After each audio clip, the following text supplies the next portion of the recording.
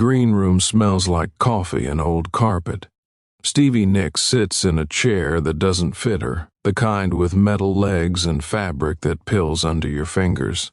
She's wearing black as she always does, but tonight it looks heavier. The walls are thin. Through them she can hear the audience settling in, their voices blending into a low hum that sounds like the ocean before a storm. In 20 minutes she'll walk onto that stage and answer questions about her life, her music, her choices. But right now she's thinking about a phone call from 45 years ago and the way a man's voice can change the entire shape of your future without ever raising itself above a whisper. The interviewer will ask her about Fleetwood Mac. They always do. She knows the script by heart. They'll want to hear about rumors about the chaos and the cocaine and the love affairs that bled into every track. They'll ask about Lindsay, about Christine, about Mick's quiet, steady presence holding the whole burning thing together. But tonight, they're going to ask her something different. She saw the question on the list they sent over last week. She's been carrying it around in her head ever since, turning it over like a stone she found on a beach, wondering if she's finally ready to let someone else hold it. The question is about Jackson Browne. About why he never joined the band, even though everyone knew Mick wanted him, even though the timing was perfect, even though it could have changed everything. For decades, people have speculated. They've written articles, made guesses, built theories out of silence and rumor, and Stevie has let them, because the truth was never hers alone to tell. She closes her eyes. The makeup on her eyelids feels thick. She can hear her own breathing, slow and controlled, the way she learned to breathe before walking on stage in front of 50,000 people who all want a piece of something she's not sure she still has. She thinks about 1979. About a year that felt like it would never end. Fleetwood Mac was everywhere that year. You couldn't turn on the radio without hearing them. Couldn't walk into a record store without seeing their faces. But inside the machine, things were falling apart in ways the public couldn't see. Lindsay was pulling in one direction, Christine in another. Mick was trying to hold the center, but the center was made of people who could barely stand to be in the same room. They needed something, someone, a voice that could balance Stevie's, a presence that could ease the pressure without adding to the fire. Mick Fleetwood made a list. He was good at that, good at seeing problems as puzzles that could be solved with the right combination of talent and timing. He wrote down names in his careful handwriting, musicians who had the skill and the temperament and the kind of quiet gravity that might actually survive the hurricane.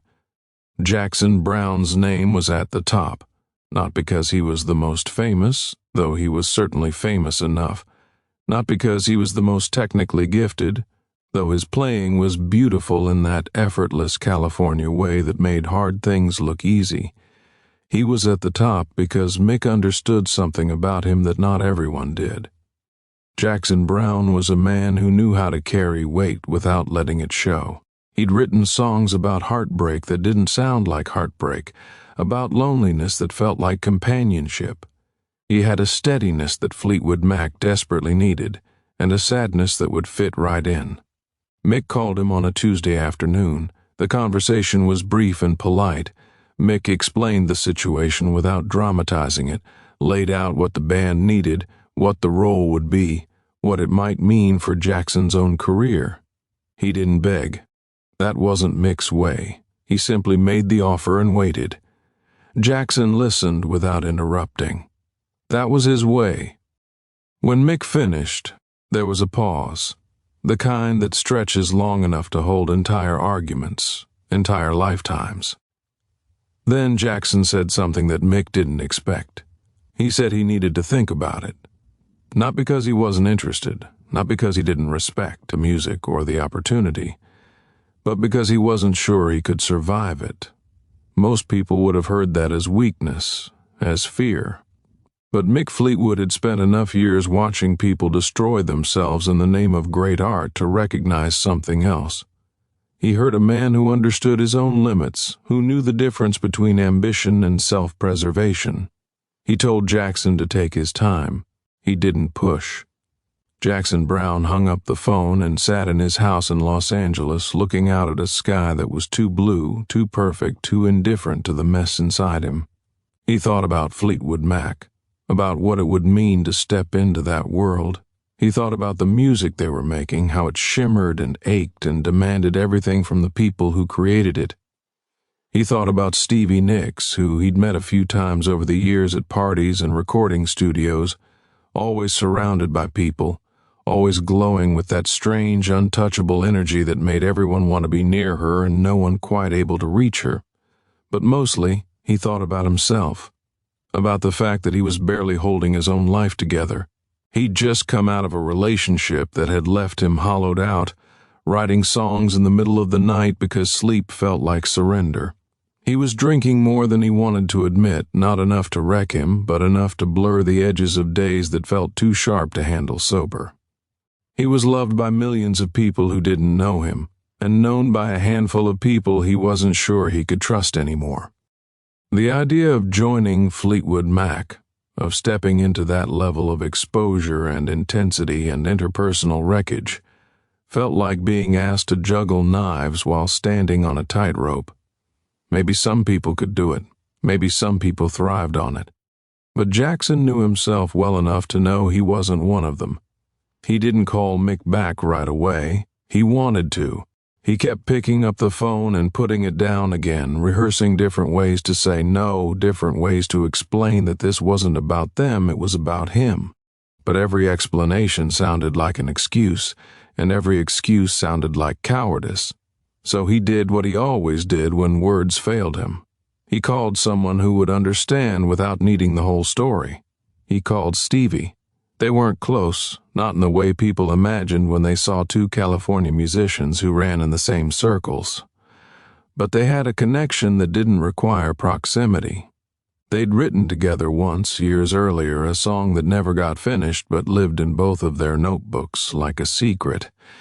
They'd talked late into the night at a party in Laurel Canyon about what it cost to make the kind of music that people remembered, about whether it was worth it, about what you lose when you give that much of yourself away. Stevie had told him something that night that he'd never forgotten. She said that the hardest part of being in Fleetwood Mac wasn't the fighting or the exhaustion or even the heartbreak. It was the fact that you stopped being a person and became a symbol, and symbols don't get to have bad days or quiet mornings or moments where they just want to disappear. She said it with a smile, but her eyes were tired in a way that made Jackson want to reach across the table and take her hand, though he didn't, because that wasn't something you did with Stevie Nicks. You just listened, and you remembered. When she answered the phone, her voice was warm and a little surprised. They exchanged pleasantries for a minute, a kind of surface conversation that people have when they're both waiting for the real thing to start. Then Jackson told her about Mick's call, about the offer, about the fact that he didn't know what to do. Stevie was quiet for a long time. He could hear her breathing on the other end of the line, could almost picture her sitting cross-legged on some velvet couch, candles burning on a table nearby, the whole room smelling like sandalwood and secrets. When she finally spoke, her voice was softer than before, almost careful. She said, "Do you want to do it?" Jackson thought about that. It was such a simple question, but it cut through everything else. Not should he do it. Not would it be good for his career. Just did he want to. He said, "I think I'd love the music. I think I'd love being part of something that big, that important. But I don't know if I'd survive the rest of it." Stevie didn't ask him what he meant by the rest of it. She knew. She said, "Then don't do it. Because the music isn't worth it if you lose yourself in the process. And you will lose yourself, Jackson, not because anyone means for that to happen, but because that's what this band does. We eat each other alive and call it art." Her honesty startled him. He'd expected her to sell him on it, or at least to stay neutral. But instead, she was giving him permission to walk away, and that permission felt like the kindest thing anyone had offered him in months. He asked her if Mick would be angry, if the band would think less of him, if he was making a mistake. She laughed, but it wasn't a happy sound. She said, "Mick will understand. He always does. That's his gift and his curse. As for the rest of us, we'll be fine. We always are. But you, Jackson, you need to take care of you.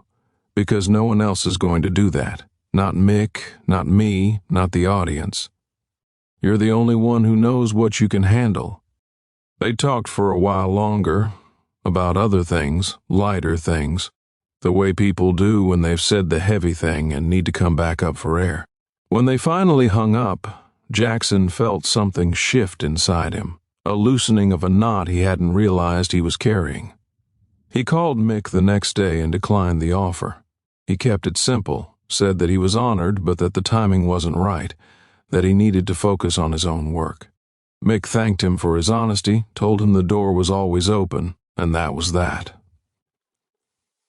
Jackson Browne went on to make some of the most enduring music of his generation, albums that would outlive the decade and the trends and the people who tried to define him. He did it on his own terms, in his own time, without the weight of Fleetwood Mac's beautiful disaster pressing down on his shoulders. He never regretted the decision, but he also never forgot the conversation with Stevie, the way she'd told him the truth when it would have been easier to tell him what he wanted to hear. Stevie Nicks stayed with Fleetwood Mac through the chaos and the breakups and the reunions. She became one of the most iconic voices in rock history, a legend in black lace and platform boots, a woman who seemed to float above the wreckage of her own life. But inside she carried the memory of that phone call, of the man who was smart enough to say no, of the moment when she told him to save himself because she couldn't save herself. For years she never spoke about it publicly. When interviewers asked why Jackson Browne never joined the band, she deflected, changed the subject, smiled in that enigmatic way that made people stop pushing. She protected him, and she protected the truth, because some things are too fragile to be examined in the light. But tonight, sitting in this green room with its thin walls and cheap furniture, she's decided that enough time has passed, that the story isn't dangerous anymore, not to her, not to him. That maybe, just maybe, there's something in it that people need to hear. The stage manager knocks on the door, tells her it's time. Stevie stands, smooths down the black fabric of her dress, checks her reflection in the mirror. She looks older now, lines around her eyes that weren't there in 1979, gray threading through the blonde. But her gaze is steady. She knows what she's going to say. She walks onto the stage and the audience erupts. They love her in that consuming way that audiences love icons, wanting everything and nothing all at once. She sits down across from the interviewer, a woman in her 40s with kind eyes and a notepad covered in questions. They talk about the new album, about the tour, about what it feels like to still be doing this after all these years. And then, as Stevie knew she would, the interviewer leans forward and asks the question. There's something people have wondered about for decades. Back in the late 70s, Mick Fleetwood reached out to Jackson Browne about joining the band. He said no. No one's ever really known why. Can you shed any light on that? Stevie looks out at the audience, at the hundreds of faces watching her, waiting. She thinks about Jackson, about the phone call, about the way he chose himself when the world was offering him everything else. She thinks about how rare that is, how brave, how easily it could have been mistaken for weakness. She takes a breath and begins to speak. Her voice is calm, measured, the same voice that sung 1,000 songs about love and loss and survival. She tells them about Mick's call, about Jackson's hesitation, about the conversation they had. She doesn't betray his trust, doesn't expose his vulnerabilities, but she tells the truth in the way only she can, shaping it into something that honors both of them. She says, Jackson knew what this band was. He knew what it cost. And he made a choice that I think was incredibly wise, even if I didn't fully understand it at the time. He chose his own peace over our chaos. He chose to protect something in himself that was more important than fame or legacy or being part of the biggest band in the world. And I think that's the bravest thing an artist can do. Knowing when to say no, knowing when to walk away, knowing that you don't have to set yourself on fire to keep other people warm. The audience is silent. The interviewer doesn't interrupt. Stevie's eyes are bright, but she's not crying. She's just present, fully, in a way that feels almost unbearably real. She continues, "I told him not to do it. I told him to take care of himself. Because I knew what it felt like to lose yourself in this machine, and I didn't want that for him.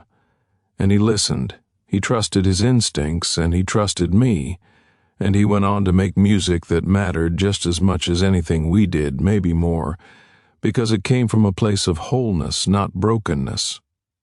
She pauses, looks down at her hands, then back up at the audience.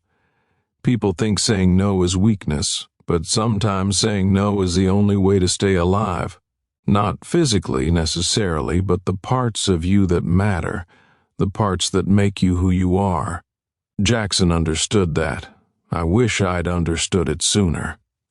The interviewer nods slowly, and there's a long moment where no one speaks. The audience seems to be holding its breath, as if they're afraid that any sound might shatter whatever fragile, holy thing has just been placed in front of them. Finally, Stevie smiles, just a little. It's not a sad smile exactly, but it's not a happy one either. It's the smile of someone who's carried a weight for a long time and is finally, gently, setting it down. She says, "That's the truth. That's why Jackson didn't join Fleetwood Mac. Not because he wasn't good enough, not because we didn't want him, but because he was wise enough to know what he needed and strong enough to choose it. And I'll always respect him for that." The applause starts slowly, then builds, a wave of sound that fills the theater. But Stevie doesn't bask in it. She just nods, once, as if acknowledging something bigger than the moment, bigger than the audience, bigger than any of them. Backstage, after the interview, after the photos and the handshakes and the thank yous, Stevie sits alone in the green room again. She pulls out her phone, scrolls through her contacts, finds Jackson's name. They haven't spoken in years, but she knows he'll see the news, will hear what she said. She types out a message short and simple. "I told them. I hope that was okay. I think it was time." She doesn't send it. Instead, she deletes it, puts the phone away. Some conversations don't need to be finished. Some truths don't need confirmation. She said what needed to be said, not for him, not for the audience, but for the girl she used to be. The one who didn't know how to say no, who thought that survival meant never walking away. In Los Angeles, in a house not far from where he sat 45 years ago, Jackson Browne will eventually hear about Stevie's interview. He'll listen to the clip online, leaning close to the speaker, his face unreadable. When it's over, he'll sit back in his chair and look out the window at a sky that's still too blue, still too perfect. He won't call her. He won't release a statement or clarify anything. He'll just nod to himself, the way you do when someone finally understands a language you thought you were speaking alone. And somewhere in the space between their silence, in the years that stretched from that phone call to this moment, there's an answer that was never about fame or success or what could have been. It was always about knowing when to step forward and when to step back, when to burn and when to preserve, when to join the chorus, and when to let your own voice be enough. The story doesn't end with triumph. It doesn't end with regret. It ends with two people who made choices that allowed them to keep making music, to keep living, to keep being human in a world that wanted them to be something else. And maybe that's not the ending people wanted to hear. Maybe they wanted drama, betrayal, a reason they could point to and say, "That's why." But the truth is quieter than that. The truth is that sometimes the greatest act of love you can offer, whether to yourself or to someone else, is the permission to leave before the fire consumes you. And sometimes the bravest thing you can say is not, "I'll stay, but I can't." Stevie Nicks knows this now. Sitting in the dim light of an empty green room, her reflection staring back at her from a mirror that's seen 1,000 faces. She knows that the real reason Jackson Browne didn't join Fleetwood Mac has nothing to do with schedules or contracts or creative differences. It has everything to do with a man who understood that survival isn't weakness, and a woman who finally, decades later, had the courage to say so out loud. The theater empties. The lights go down. Somewhere, in another city, another green room, another artist sits alone and wonders if they have the strength to keep going, or the wisdom to know when to stop. The question doesn't have an easy answer. It never did. But tonight, because of a story told with honesty and restraint, because of a truth that was held gently for 45 years and then released at exactly the right moment, that artist might understand that they're not alone in asking it. And that, more than applause or platinum records or a place in the history books, might be the thing that saves them. The door closes, the silence settles, and in that silence, if you listen closely, you can almost hear the echo of a phone call from 1979, a voice on the other end of the line saying, "Take care of you, Jackson, because no one else is going to do that," and another voice, grateful and relieved, answering with the only word that mattered, "Okay."